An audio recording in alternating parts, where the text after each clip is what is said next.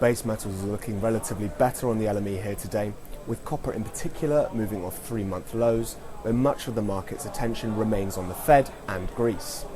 Fears over a possible Greek sovereign debt default and subsequent exit from the eurozone continue to cast a shadow over financial markets, dampening risk appetite, particularly due to the lack of concrete news that has emerged in recent days on the matter.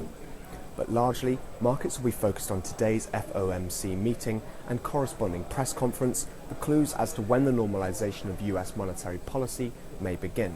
While the Fed is not expected to raise interest rates this time, it could change the language in the statement, which might add some volatility to what are currently quite quiet currency markets, with the exception of sterling.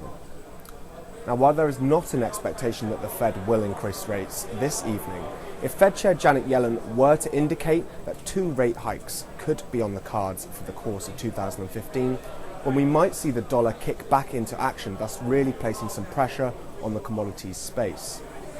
Generally, market observers have largely anticipated just the single increase in 2015, with a current consensus of that move to take place in September, particularly also because second quarter data so far suggests a rebound from contraction in the first quarter. But a second increase could change things considerably. Some traders this morning, though, were keen to, however, tell us that plenty of the market's attention is simply waiting on the sidelines ahead of some form of agreement on the Greece situation.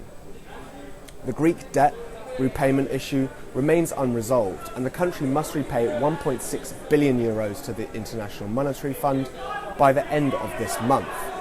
Tomorrow's Eurogroup meeting is now being proposed as the next opportunity for negotiations, though last weekend's lack of consensus definitely raises at least the prospect of a Greek default and maybe even an exit from the bloc. In the metals, copper hit another 3-month low at around $5,733 per tonne before moving into positive territory for the session. Aluminium continued to fluctuate around that 1700 mark, with recent business in positive territory also. Nickel also currently up for the day, with inventory seeing another punchy decline of 1800 tonnes. But for now, we continue to wait and see.